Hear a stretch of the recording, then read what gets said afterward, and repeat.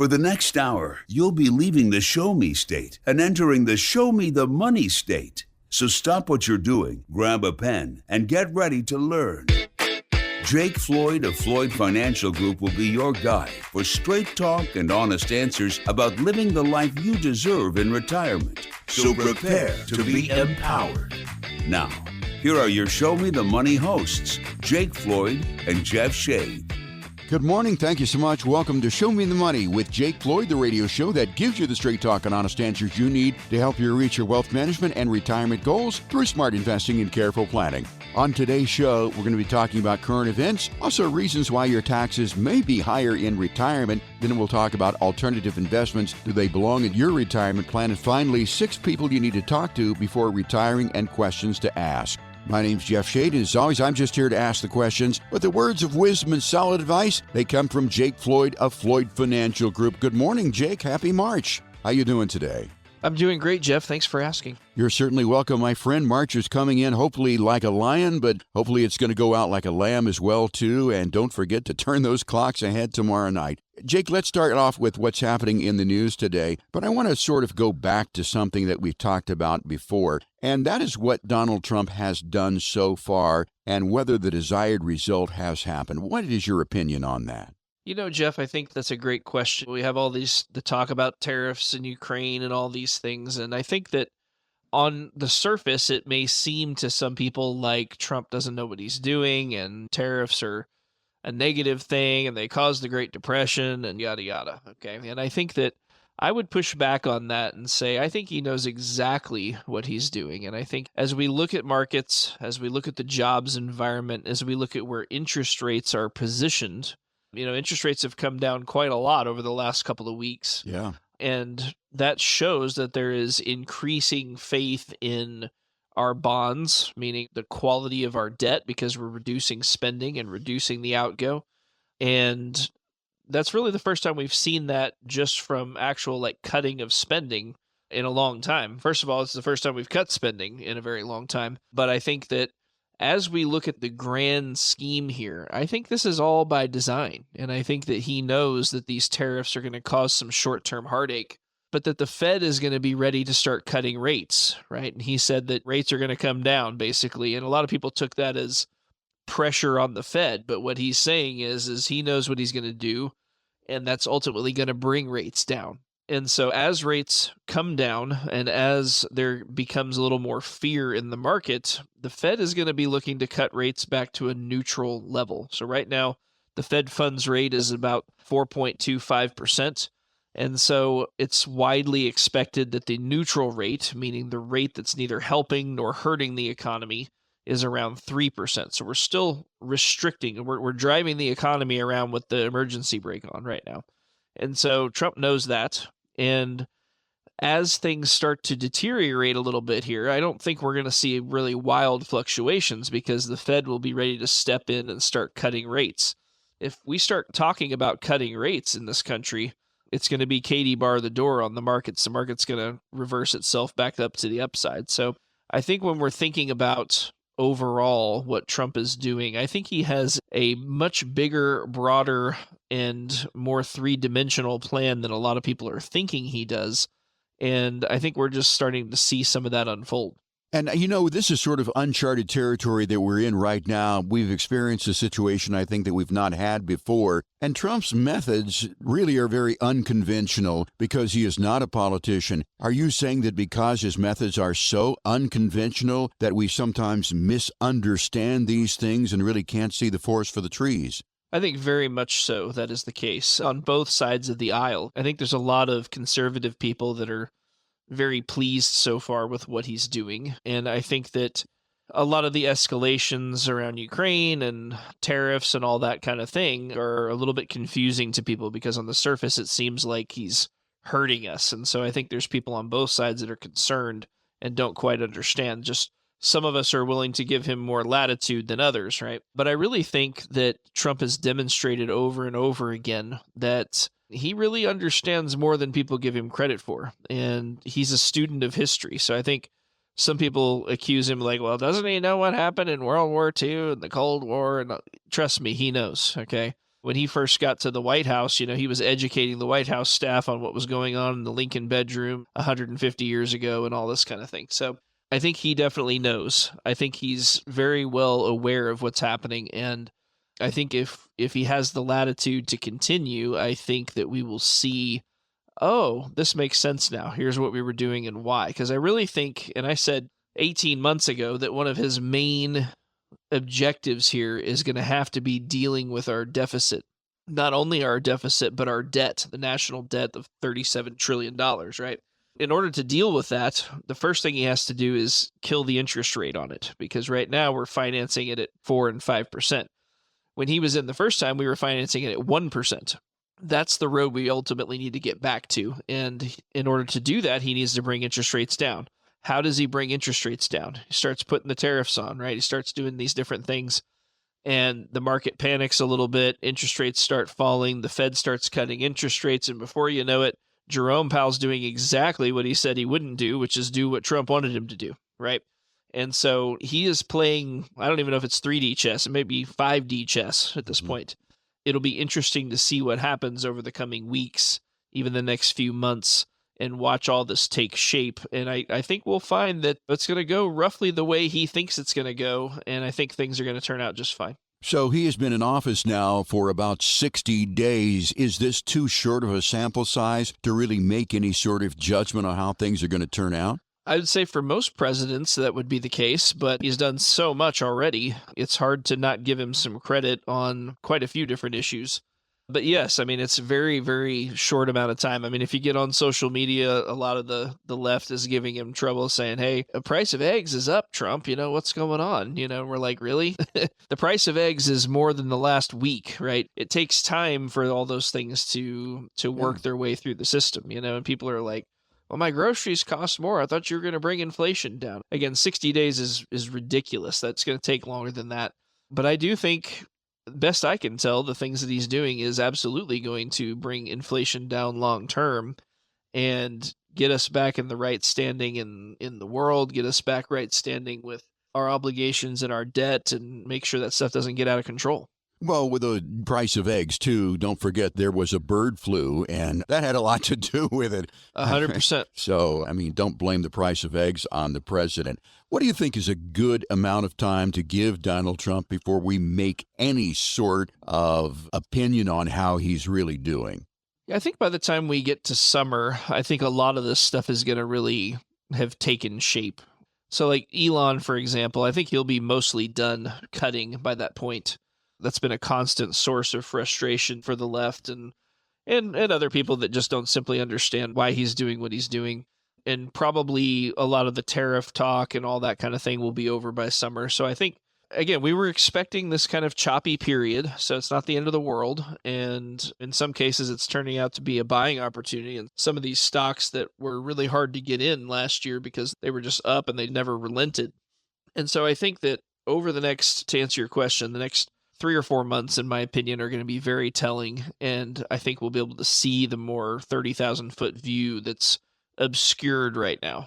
There was some talk about people receiving a check as a part of the savings that we've encountered so far with Elon Musk's cuts there. Do you think that that's actually going to happen? Probably not. I don't think so, because ultimately then he's talking out of both sides of his mouth, right? He's saying, hey, we'll cut over here and then we give it back over here. I think what would be much better is if he's able to convince the Fed to stop being restrictive with their policy. Giving $5,000 out to everybody because they saved it on the government. It's not necessarily that that's not a right thing to do. It's just that it's going to be inflationary, which works against the ultimate goal of getting interest rates lower. Well, 61% of U.S. investors feel pessimistic about the market's future. What do you think is causing that, and do they have any reason to be pessimistic? So I think that a lot of this is media-driven, right? And everybody's perception of what's going on with Zelensky and everybody's perception about all these different issues really is driven by your political ideology, and there's some people that are, when he threw Zelensky out of the Oval Office last week, a lot of people really like that. They said, hey, he was disrespectful, let's get rid of him. There's other people that said, well, that was unprofessional as president. I don't know. Personally, I like the fact that our president isn't letting the world walk all over us. He's very pointed with everything that he says. And so I don't think he's just kind of going off half-cocked. I think this is something he's spent a long time thinking about how this would go and what he needs to do. I'm reserving judgment, but I think that this is probably going to turn out a lot better than a lot of people are thinking. Well, there was a survey that came out from the American Association of Individual Investors that said that 61% of people feel pessimistic about the market. And the term inverted yield curve was thrown in there again, which is an indicator of a recession. Is the yield curve inverted at this point, and is there any more danger of a recession now than there ever was? I think that a lot of the reason that the yield curve is inverted is because of the backwardation of the Fed's policy. The Fed's policy is too restrictive given the current setup. A lot of old school economic theory kind of goes out the window when you print $9 trillion and inject it into the economy. And now we have all this extra liquidity, and so the Fed is always leaning on one side or the other of the scale, which kind of distorts the free markets. And so I would say that normally, in a normal situation, yes, it would predict a recession. However, I don't think that's necessarily the case this time, especially because the Fed has quite a lot of cutting it could do if it saw fit. And we're at potentially 17 cuts to get to zero. That's quite a lot of cuts. So I think that they could easily make 4 or 5 cuts and really put the market at ease, put the housing market at ease, put business at ease, lower the cost to borrow funds for startup businesses and people in businesses that are cash hungry. And that would really go a long way to grease the wheels of interaction. So, I mean, could we have a 10, 15, maybe even 20% move downwards? We could, but at the same time, we have a pretty good backstop on a number of levels, including the Fed. Talking with Jake Floyd of Floyd Financial Group, we've been talking about current events here. Again, if anything piques your interest, 417-889-7233 is our telephone number. That is the number that you can call this weekend if you'd like. Leave your name, telephone number. Leave that with Ashley. She'll call you back during the week and set up an appointment for you to come in and sit down with Jake or Randy when he's in the office and talk about your financial future, your journey towards a confident retirement. It's our Floyd Financial Group Retirement Review. And again, it is totally complimentary, no cost, no obligation, and certainly no judgment whatsoever. So as I said, you can call it during the week if you want, 417-889-7233. Talk directly to Ashley, or if you want to, you can call it this weekend, leave your name and number, and of course, Ashley will be back in touch with you. Again, no cost, no obligation, no judgment. We'll meet you where you are. It's the Floyd Financial Group Retirement Review, complimentary to you at 417-889-7233. And again, if you want to find out more about us, check us out online at floydfinancialgroup.com. Jake, time for a break. When we come back here in our show, we'll be talking about reasons why your taxes may be higher in retirement and more when our show continues on 104.1 FM KSGF, where Springfield comes to talk. Ready for another helping of some more real money talk? Thought so. Now, here's another serving of Show Me the Money with your hosts, Jake Floyd and Jeff Shea. Welcome back to Show Me the Money. I'm Jake Floyd, and in this segment, we're going to be talking about some reasons why your taxes might go up in retirement. And Jake, you know, taxes in retirement can often be higher than expected due to changes in income sources, deductions, and certainly tax rules. Now, I know for a lot of people listening to us, this will not apply. However, there's a percentage of people that it could apply to, and it is better to be prepared just in case. So let's talk about some reasons why your taxes may be higher in retirement and what you can do about it. Number one has to do with RMDs. What do we need to know about RMDs, Jake? Yeah, so RMDs are where the government forces us to start taking money out of our qualified retirement plans. So 401ks, 403bs, 457s, as well as IRAs and that kind of thing.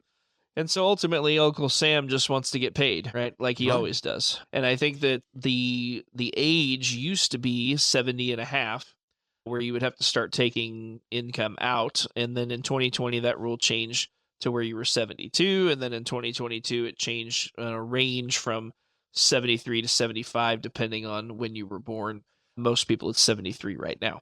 And so the idea behind the RMD is to let the government start to wet their beak a little bit. And so you have to take out, there's a divisor out there that you take the amount of money you have in qualified retirement plans divided by this divisor each year based on your age, and then it spits out how much you have to take out.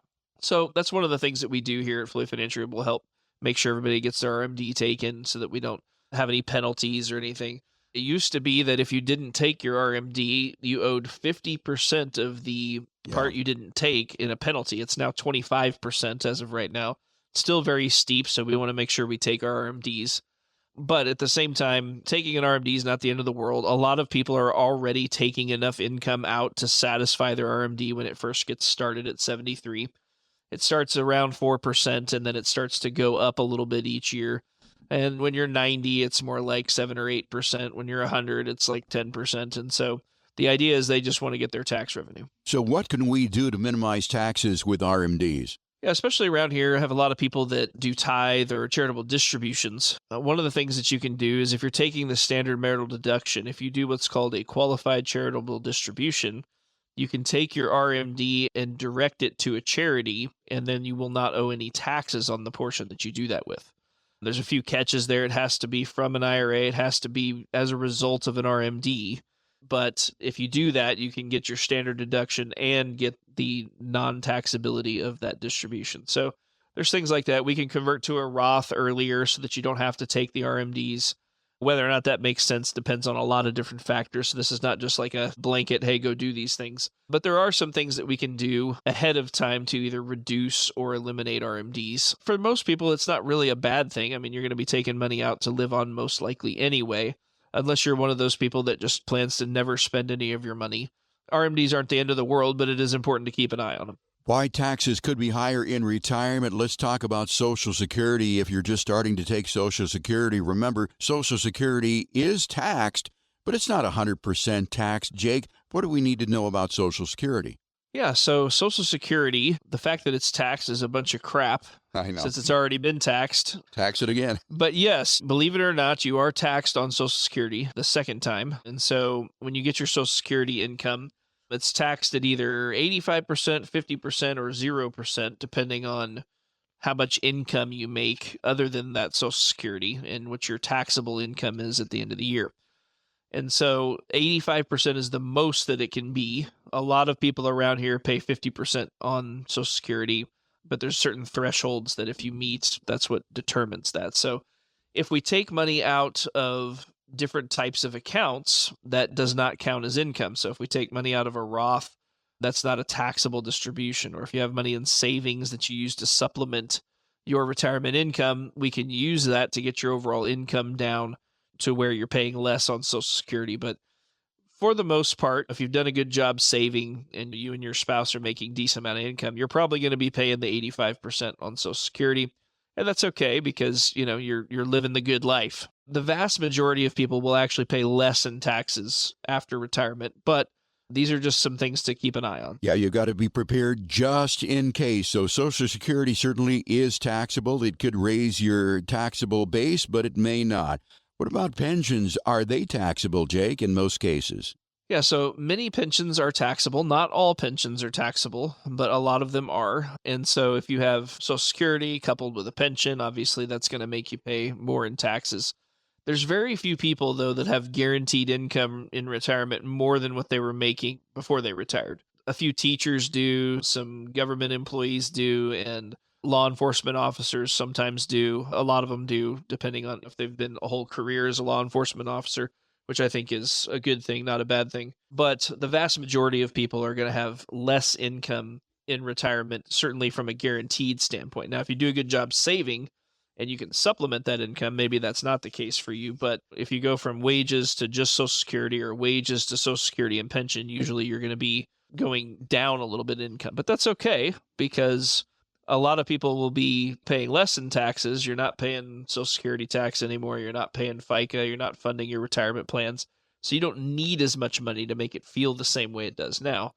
It's important to just understand what your taxes are going to look like when you go to retire so that way you can make the best decisions. So if you have investments that swell too, and those investments have grown in value, those are called capital gains. You may have to pay some capital gains taxes, Jake, right? That's correct, yeah. So depending on your investments and the tax qualification of those investments, meaning are they stocks that are in an IRA or do you have real estate outside or whatever it is, capital gains are taxed at a different rate, but they still contribute to your overall income and can trigger more taxes on other income. And the next one we're going to be talking about, I'm going to kind of lump this one in here together. So there's this thing called IRMA once you Right. get to 65. And so capital gains also pump up your income for IRMA and for Obamacare. So a lot of people don't realize this, but if you make a certain amount of money, you have to pay more for your Medicare Part B. Also, if you are retired a little bit early, and let's say you retire at 62, you have to go on Obamacare to go get health insurance. What's going to happen is they're going to look at your income to determine how much premium you pay. And so if you have a capital gain that you're not expecting, it can trigger IRMA and less subsidy for Obamacare. That's honestly probably one of the biggest things that we plan around if people retire between about 58, 59, and 65 is what are we going to do about health insurance and how do we make sure that we don't pay $2,000 a month for Obamacare or whatever? That's a really big one. So if you have capital gains, Jake, what are some of the ways that we can minimize taxes to avoid them on capital gains? Yeah, so as far as capital gains are concerned, we can harvest those gains over multiple years. We don't want to just do it all at once. So like let's say Right. we have a rental property and then we have some acreage and then we have some stocks. We don't want to sell all that stuff in the same year to where we just pump all that straight up. So sometimes what we'll do is we'll go to like December, and even if we're wanting to do it all at once, we'll go to December and then do half of it and then do half of it in January, so it spreads it over a couple of years. If it's a really big gain, sometimes you got to do it over multiple years, sometimes 10 years, depending on how big it is, right? We just want to not give any more to the government than we have to. I think that's probably the best way to do that. The other part of it is making sure that we understand the difference between short-term and long-term capital gains. Short-term is anything under a year. Long-term is anything longer than a year. So short-term capital gains are taxed at your ordinary income tax rate, and long-term capital gains are taxed at a special rate depending on your income, but it's usually less than you would pay on ordinary income. Talking with Jake Floyd, Floyd Financial Group. We're talking about reasons why your taxes may be more in retirement. If you'd like to talk to us here at Floyd Financial Group about taxes, basically anything else that has to do with your retirement journey, 417-889-7233 is our telephone number, 417-889-7233. We'd love to sit down and talk to you, no cost, no obligation, answer your questions about taxes in retirement or anything else that's on your mind about getting to and through retirement. So make that call right now at 417-889-7233. Also, go out and check us out on the website at floydfinancialgroup.com. Continuing along this conversation, Jake, as to why taxes may be more in retirement, I understand that in retirement you may be losing some key tax deductions and credits. What are some of those tax deductions that we might be losing? Some retirees are losing mortgage interest deductions. Some are losing work-related expenses, itemized deductions. As you get older, you're losing child tax credits, right? Because you don't have your dependents anymore. And so, again, in my experience as a financial advisor, though, a lot of that stuff is offset. There's a lot of people in today's world that still are not itemizing because the standard deduction is so high right now. For a married couple, it's 30 grand. So there's very few people that I run into that are itemizing unless they own some kind of a business. For the most part, they're taking the standard deduction, which is way more than what they would have to itemize. So there are some things you could lose there, like if you drive your own truck or something like that, or you have a business. These are things that you're probably not unaware of if that's the case, because you're living with these expenses. So I'm probably not telling you anything you don't already know. But it's definitely something to keep an eye on, because sometimes we lose these deductions and we kind of forget that we're going to have to start paying more tax if we had a lot of deductions. Around here, it's probably mostly farmers that would want to keep an eye on this. If you decide you're going to quit farming when you retire, some people are working 40 hours a week and then doing another 40 hours a week of farming cattle, or however many hours it takes that week, frankly. You don't get to control that. And if you decide to stop farming, you may lose a lot of deductions you've been used to taking. So that's something we can kind of help you work through here in the office. Yeah, cattle farmers know what you're talking about here. It is not exactly a part-time job. Speaking of part-time jobs, if you do have part-time work or side income, that can boost your taxable situation as well, too. Tax Cuts and Jobs Act is going to expire, at least it's scheduled to expire at the end of this year. We've enjoyed historically low tax rates, a high standard deduction. For 2025, it is $30,000, I understand. What do you think are the chances of this Tax Cuts and Jobs Act being extended this year? Personally, I would say it's nearly 100% that they will get extended. The question is whether or not we will get more tax cuts than what we already have. And I'm not sure about that just yet. One of the things Trump proposed was eliminating federal tax on Social Security. which would be fair, but I don't know how practical that is given how broke Social Security already is. And cutting all the spending is definitely going to help, but I'm hesitant to start holding my breath just yet on getting rid of federal tax on Social Security. But I really think that he's going to extend most, if not all, of the current tax cuts, and he's going to try to push for even more, but we'll just have to see how it shakes out. Well, I think the long and short of this conversation, Jake, is that taxes in retirement require proactive planning. So if you would like to have a proactive plan for your retirement that does include tax minimization, give us a call here at Floyd Financial Group. We'd love to talk to you. 417-889-7233 to call and make your appointment so you can come in and sit down and talk with Randy and Jake here at Floyd Financial Group.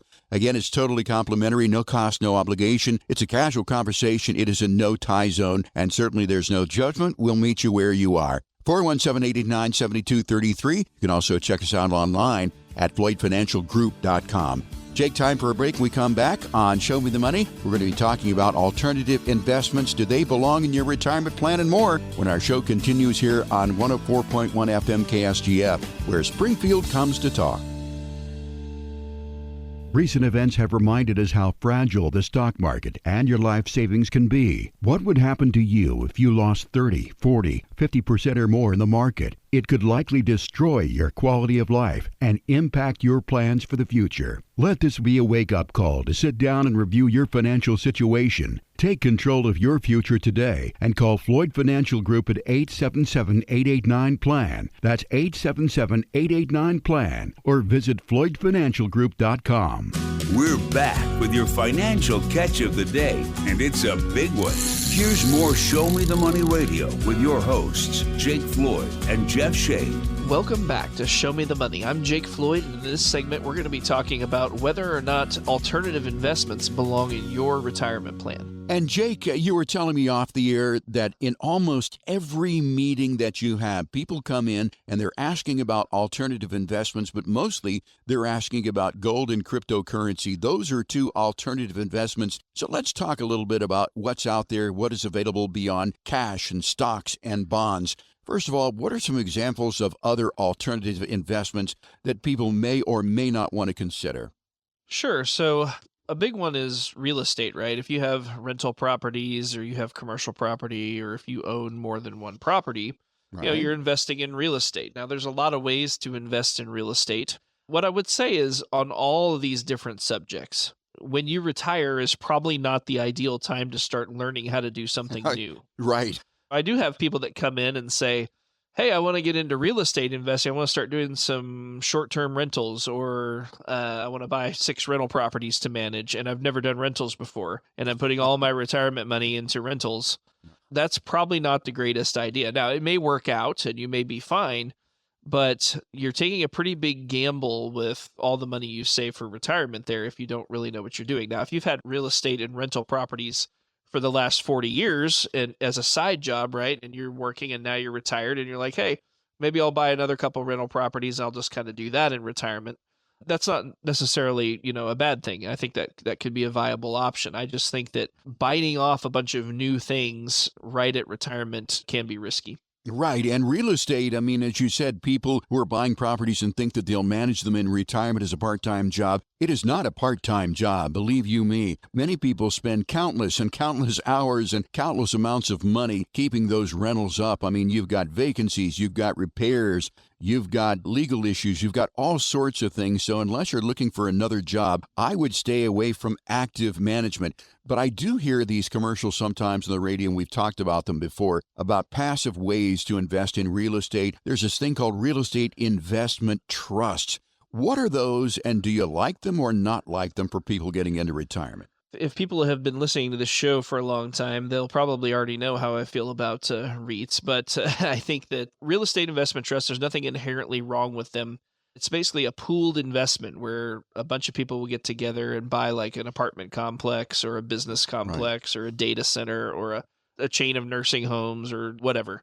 And the issue with REITs that I have is they tend to set out the best case scenario and try to kind of pitch that as that's how it's going to go. Mm-hmm. So they'll say, hey, you put your money in and we'll give you a 7% distribution every year. We'll pay it to you monthly. And then at the end, you get your money back. Well, that sounds kind of okay. 7% is a pretty good return. What they don't tell you, though, until you open the prospectus, which is usually 700 pages or so, Yeah. you open the prospectus, and the very first line in there says you could lose some or all of your investment. You're like, wait a minute, the sales guy didn't tell me that. He just said I was going to get 7% and then get my money back in 7 to 10 years. So my biggest issue with REITs is that there's way too many people getting paid before you get paid. First of all, the agent gets paid to sell it, right? Then the company that employs the agent's getting paid, right? Then the real estate agent that's putting the whole deal together gets paid. Then the property manager gets paid ongoing. The maintenance people get paid. Depending on what kind of investment it is and what kind of property it is, there's literally 5 or 6 different parties getting paid before you do. Right. I don't really like that. In my experience, minimizing the amount of people getting paid out of your money is one of the big keys to success. And so the REITs are kind of the opposite of that. I'm not saying they can't work out, but in my experience, a lot of times what happens is they start you at your 7% distribution or whatever it is, and then that distribution starts getting cut halfway through. Like, oh, well, it's not going as well as we thought, yada, yada, yada. And so we're going to cut your distribution. If they don't cut your distribution, what happens is starting toward the end, your distribution keeps coming, but some of it is your principal. And they'll say, okay, this part's interest, but this part's principal. And what happens is, in some cases, you only end up getting half or 3/4 of your money back at the end. The other issue with them is that they're very illiquid, meaning if you get 2 or 3 years into a REIT and you need to get all your money back, you can't, pretty much. And so your money is very tied up versus like in a CD, you can always surrender it early. You might pay a little penalty, or same with annuities, but you can still actually get to the money. In the REIT, you actually can't get to it no matter what in a lot of cases. And so each REIT's set up differently. So there's a few that have a little bit of liquidity. Like if you go to a nursing home, they might be liquid, or if you pass away, they might be. But a lot of them are not liquid even then. And so you just need to be very careful with what you're getting into and make sure you understand what you're getting into when it comes to REITs and DSTs, Delaware Statutory Trusts, which are similar setup. Well, something that you said some time ago in the radio show, Jake, that I've always remembered, and I think you'll remember you saying this, is that the more people between you and the thing that you want to buy, the more you're going to pay, because everybody gets to be paid. And I've always remembered that, too. The fewer people between you and what you want to buy, the less you're going to pay. So, again, with a lot of these things, you've got to consider the people that are in the middle. Private equity and venture capital, this is where you have the opportunity to invest in some sort of private thing, or maybe it's an IPO. What do you think about that? I would think that that can be pretty risky. Yeah, the risk level is high. And because of that, almost all of the private equity and venture capital offerings, you have to be an accredited investor, which means you got to have $1 million investable even to qualify to be able to invest. Many private equity and venture capital firms also have like $5 and $10 million minimums to get in. Again, this is something that if you have not already been doing this during your career, this is probably not a great time to start jumping into something that has that kind of risk profile. This is a whole nother head and shoulders above the stock market risk-wise. You know, I don't think we need to spend too much time on that one, just because most of the people listening here are not even going to qualify to be able to invest in there. But also, even if they could, those minimums are usually pretty high to get involved there. Talking with Jake Floyd of Floyd Financial Group about alternative investments. Again, if you want to know more, 417-889-7233 is our telephone number. You can also go to the website, check us out at floydfinancialgroup.com. Jake, I talked earlier about commodities, physical things like gold and silver and oil, pork bellies, agricultural products. What do you think about those as alternative investments, and where do they fit into a portfolio if they do at all? Yeah, so commodities can fit into a portfolio. I think that gold is probably the one I get asked the most about, and especially right now, it's been on a very good run, a better run than I would have expected, to be fair, and I've talked to a lot of people about gold. I think that gold is at a pretty high number right now, and I think there's some things priced into that people may get disappointed on. However, I do think gold could continue to run. The chart looks pretty good, meaning, where it's been and where it's going. The big issue I have with gold is if you hold physical gold as part of your portfolio, every time you want to get income off of that in retirement, what do you have to do? You have to go to the pawn shop or to the gold shop and sell a portion of that gold so that you have money to live on. The problem with that is gold is very transactional in nature, meaning it's whenever you go to buy gold, let's say you want to buy $10,000 worth of gold, you're going to pay $11,000 for it, maybe $10,600, $10,700, but probably $11,000 for $10,000 worth of gold. Then let's say 6 months later, gold hasn't gone anywhere and you want to sell it. They're going to give you $9,000 for your $10,000 worth of gold. So you've lost $2,000 and gold didn't even go down, right? Heaven forbid it goes down during that period and you're down even more. So if you're going to buy it and stick it in the safe for the next 20 or 30 years or whatever, I think it can be a good investment. That being said, it doesn't make a great retirement investment because of its lack of liquidity without having to actually get rid of the investment. Oil, corn, pork bellies, all that kind of thing. Again, I think it's a very specialized area that if you don't have experience in, you probably should not be messing around in that, just because it has a very different risk profile than most people are used to dealing with. Right. And I don't call these investments. I call these more like speculation. And as you said, with gold, I hear these radio commercials all the time. Buy gold now. Gold is at an all-time high. You must put gold in your portfolio. Now, I didn't do that commercial. I'm just imitating the guy that does it. But as you said, they're telling you, yeah, buy gold now. It's at an all-time high. Buy it high now so that you can sell it low.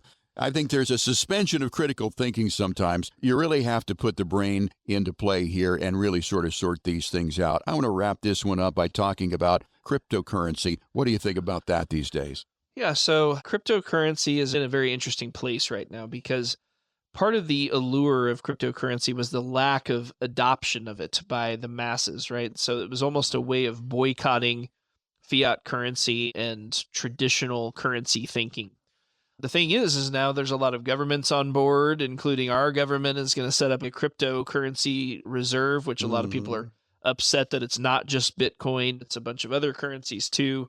As we get more details on there, I'll probably have more to say about that because we don't have a lot of the detail yet. But I do think that crypto is here to stay in some form or fashion. It's obviously the allure of Bitcoin is that it's up 90 million% over the last 12 years, I guess, roughly. So obviously people are like, wow, I want some of that, right? Now, the easy money has definitely been made in cryptocurrency, and so it's starting to become more mainstream. And like a lot of things that become mainstream, prices tend to come down, and it's harder and harder to make money in something where it's more and more mainstream. And as we get a framework around it, I think you're going to see the big banks start to come in there. So I don't have anything against cryptocurrency. It is a little more volatile than the average retiree probably should be looking at. For example, when Trump announced the cryptocurrency reserve that he was going to set up, Bitcoin instantly went up about 9%.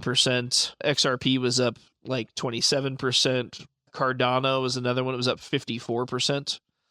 And then a few days later, it was back down below where it started. It was down all those percentages again. What we want to have in retirement is stability. You don't want to have to adjust your lifestyle because the market or whatever investment you have is taking a downturn. So you don't want to have to spend less money every month and then reignite your spending afterwards, just simply based off of the conditions. We want to have a steady, stable income so that you don't have to be worried about this all the time. Part of that is eliminating some of the more high-risk things out of the portfolio.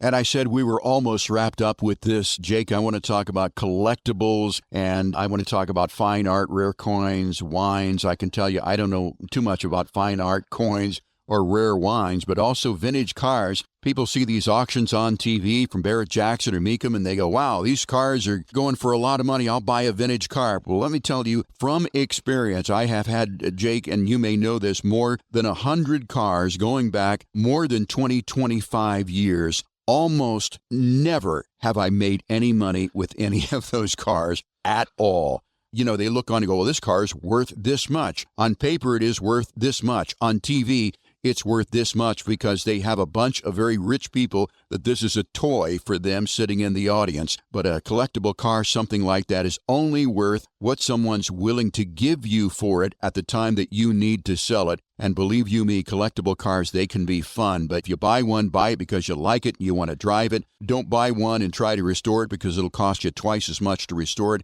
Even if you do it yourself, then getting it already done, drive it and buy it because you like it. And that's going to be my statement on collectible cars. We're talking with Jake Floyd, Floyd Financial Group. And again, our show is called Show Me the Money. Our telephone number, 417-889-7233. If you'd like to get in and sit down with Jake, talk about your journey towards a confident retirement. No cost, no obligation for this.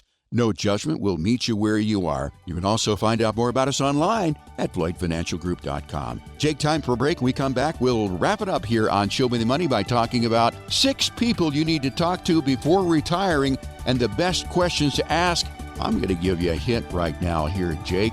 In our situation, there may only be one person you need to talk to. So we'll talk about that and more when our show continues here on 104.1 FM KSGF, where Springfield comes to talk. People of the Ozarks, step away from the fishing pole and prepare to be shown the money, because we're back with more straight talk and honest answers with Jake Floyd and Jeff Shea. Welcome back to Show Me the Money. In this last segment, we're going to be talking about 6 people you need to talk to before retiring and the best questions to ask them. All right, Jake, it takes a team of people to build a great retirement plan. So we're going to talk about some of the experts that you need to reach out to before making your next big move. First one is going to be you, Jake. That is a financial planner. Why do we need to talk to a financial planner? And why do we want to talk to Floyd Financial Group? Probably the main function of a financial planner is to meld with all the other parts of the plan to bring together where you're at. So a financial planner should have a good understanding of taxation and estate planning, as well as the investments. I think a lot of people look at a financial planner as, hey, he just does investments, but it's really more a general knowledge of everything surrounding retirement that can really bring value to your situation. Investments are definitely a big part of that, but it's not the only thing. Knowing which questions to ask. Again, I have people that come in at 62 and they say, hey, I'm going to retire this year. And I say, hey, what are you going to do for health insurance? I don't know. Well, that's probably something we need to figure out. And heaven forbid, every once in a while I get somebody that says, well, I think I'm just going to go without health insurance. I was like, please don't do that. Yeah. No matter how much it costs for that health insurance, it's not worth the financial risk to your entire livelihood if you get some kind of poor diagnosis that costs you a bunch of money to fix up. So that's just one example, but just knowing what questions to ask.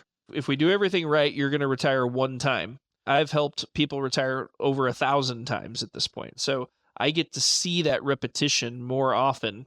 And so I know what the pitfalls can be and the places where we need to pay attention to. I know what questions to ask to make sure that we're molding the plan around what's important to you. And some of the key questions that you do want to ask a financial planner, and I know that we get a lot of these here at Floyd Financial Group, is based on my current savings, Jake, projected expenses, when can I realistically afford to retire? That's a very common question.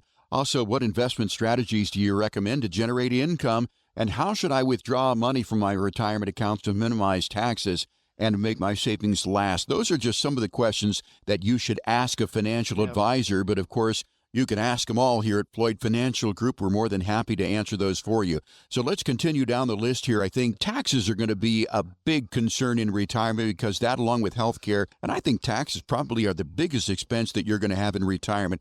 So when people ask you, Jake, what can I do about tax mitigation, tax minimization in retirement? What do you tell them as far as what you can do for them? Yeah, so a lot of tax planning really starts to happen before you actually retire, right? And if you don't fund a Roth and you just fund all retirement money and you need to take that retirement money as you're retired and you need to have that money to supplement income, that sometimes there's not a lot you can do because as you take money out, it's going to be taxable. But understanding what all is going to change once you get to retirement is something you should talk to your tax person about. If you have a decent tax person, that should not be the first time he gets asked these questions. But understanding how your pension will affect your Social Security benefits and withdrawals from your retirement account, how is that taxed, and what strategies can I use to minimize tax burden? I have this Roth. How do I use this Roth most effectively to lower my overall tax burden over retirement? Are there any tax implications of what I have specifically as investments? Is there a smarter or less smart way to take this money out in retirement? And so some of that is my job. Some of that is a tax person's job. But there's times where I will have conversations with people's tax advisor, whether they're a CPA or enrolled agent or whatever. Sometimes I'll call them and say, hey, here's what I'm thinking. What do you see as a problem here? Sometimes this is your existing tax person. Sometimes this is one that I work with, but we say, hey, here's what I'm thinking for this person and what are the implications? What are we not seeing? And because I've been doing this now for 18 years, I'm not surprised very often. Every once in a while I am. And so part of being wise is realizing that you don't know everything. And that goes for me as well as people in retirement. And I do want to point out, too, that we're more than happy to work with your CPA. If you got somebody out there on your CPA team, have them call us here at Floyd Financial Group if we're doing your financial plan, because we want to talk to them about tax minimization. It's something that we really do specialize on here and consider very seriously here at Floyd Financial Group. Next person you want to talk to if you're getting into retirement is going to be an estate planning specialist. And we have one of those right here in the office, Jake. Yeah, so estate planning is kind of a fancy term for, what happens when you die? What happens to all your stuff, right? Estate planning also branches out to some living documents like powers of attorney and that kind of thing. But if you want things to go the way you want them to go when you are no longer here, having some documents in place like a trust or powers of attorney and that kind of thing is an important part of this. So we have an estate planning attorney here in the office, but you're certainly not limited to using her. There's lots of people in Springfield that do estate planning, but it is an important person to talk to, especially if you have blended family, a second marriage, or any kind of estate wishes that's other than just, I have one kid and he inherits everything. Trust can be very beneficial to spelling out exactly how everything goes. If you have a disabled child, or if you have somebody who's on disability benefits or Medicaid or has drug problems or whatever, there's a lot of things in an estate plan that will help provide for them, not cut them out, but also not get them kicked off of benefits and cost them money and cause them heartburn. So there's a lot to consider there, but yeah, it's good to talk to an estate planning attorney about that. And the questions to ask an estate planning specialist would be things such as, do I need a will or a trust? What are the benefits of each of those? How can I ensure that my assets are distributed according to my wishes?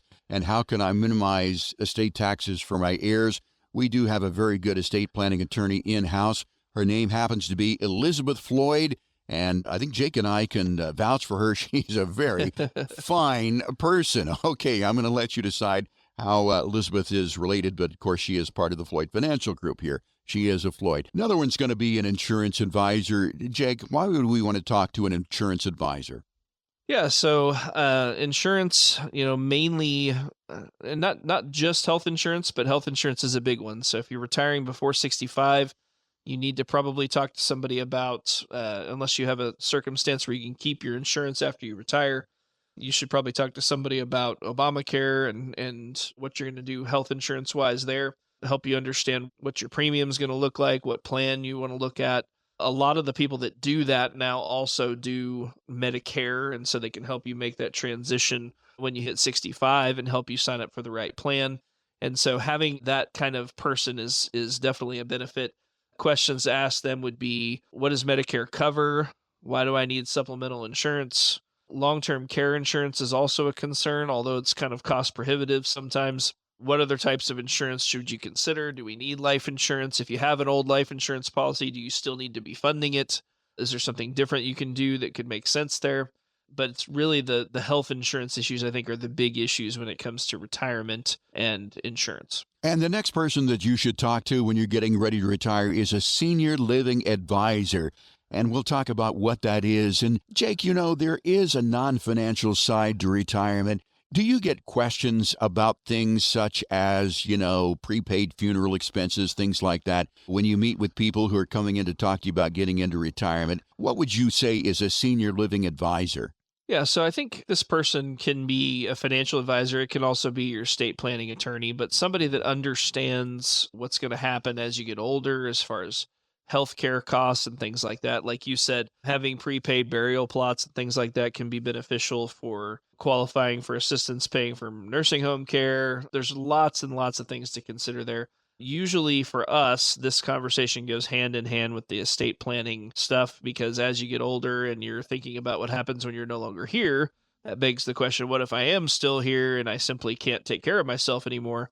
That's the in-between stage. And so figuring out how you're going to pay for that care, now that roughly 70% of people are going to spend some time in a care facility, is probably a question worth asking. And so that's a question that I can talk with you about, but also the estate planning attorney would also be able to talk with you about. And we do get the question every once in a while, how do I save the family farm from Medicaid? And I know, Jake, that you and Randy have a way to do that. It is something that we have looked at and we do have some strategies there. So again, if you're interested in saving the family farm, call us here at Floyd Financial Group, 417-889-7233. Last person you want to talk to is pretty important. That's going to be a Social Security advisor. What do we need to know about Social Security going into retirement? Yeah, so Social Security, understanding when to file for Social Security, understanding the implications of still working while you're filing for Social Security early, understanding just how it all works. If you have a spouse, what happens if one of the spouses pass away? What's your full retirement age? How your benefits are calculated? What happens if you get a divorce? What happens to those benefits? And what happens if you get remarried again? And so a lot of those questions I can help answer, and the Social Security Administration obviously can also help answer. And they have a great website out there, ssa.gov, that can help answer a lot of those questions too. But it is definitely something you want to make sure that we're making the right decisions on. I do think a lot of people overcomplicate Social Security. I think if you're retired and turning on benefits is generally a good idea, but that's why when we first sit down here, I want to really understand who you are and what you want and what's important to you so that we can help make all these decisions the right way, including when to file for Social Security. And so the key to all that is understanding you first and then applying things to what you want in your situation, not trying to fit you in the same box that the last 6 people fit into. And so I think that's the real important part. And that's why sitting with the financial planner first will help you maybe not have to have all these different people that you talk to, because they can bring some light to those situations as well. But having somebody that has an eye toward all these things can really bring a lot of value as you go into retirement. And there are basically, 3 times to take Social Security. I'm going to say basically you can take it any time between 62 and 70, but people want to know the pros and cons of taking it at 62 early, taking it at full retirement age. For most people listening to the program today, it's going to be around age 67, and then waiting until 70. We've been talking about some key questions going into retirement, some key people that you want to talk to. Number 1's a financial planner. Number 2 would be a tax specialist. Number 3, an estate planning specialist. Number 4 is an investment advisor. Number 5, a senior living advisor. And number 6 would be a Social Security advisor. Those are 6 people, but they're all rolled into one.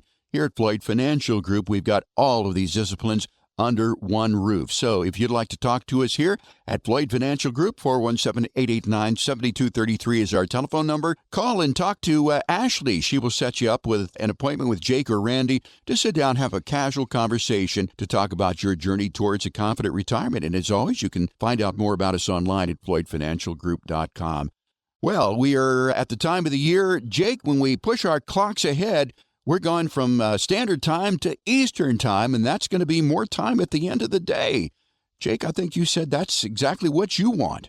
Absolutely. Yeah. I really like getting home and it still being light out. I would rather it be dark when I go to work and light when I get home than the other way around. Well, I'm hoping, too, that Donald Trump can do something about maybe having us not change these times. He's talked about keeping us on Standard Time, but I think I'd rather be on Daylight Savings Time. So don't forget, tomorrow, set your clocks ahead by 1 hour. They say it's Sunday at 2 a.m. I don't understand why it's got to be 2 a.m. on Sunday, but do it before you go to bed, and you'll be the better off for it. At least you'll be on time for your appointment. So, Jake, we are out of time for this week. I want to thank you for your time, but most importantly, thank our listeners for joining us. For Jake Floyd, I'm Jeff Shade. Have yourself a great weekend. Talk to you again next week right here with another edition of Show Me the Money on 104.1 FM KSGF, where Springfield comes to talk. The information provided in the preceding program is for educational purposes only and is not intended as investment advice for any individual or entity. All information contained herein is believed to be from reliable sources. However, we make no representations as to its completeness or accuracy. The opinions expressed are subject to change without notice and do not constitute financial, legal, or tax advice. Please consult your financial professional before executing any financial strategy. Financial planning is offered through Floyd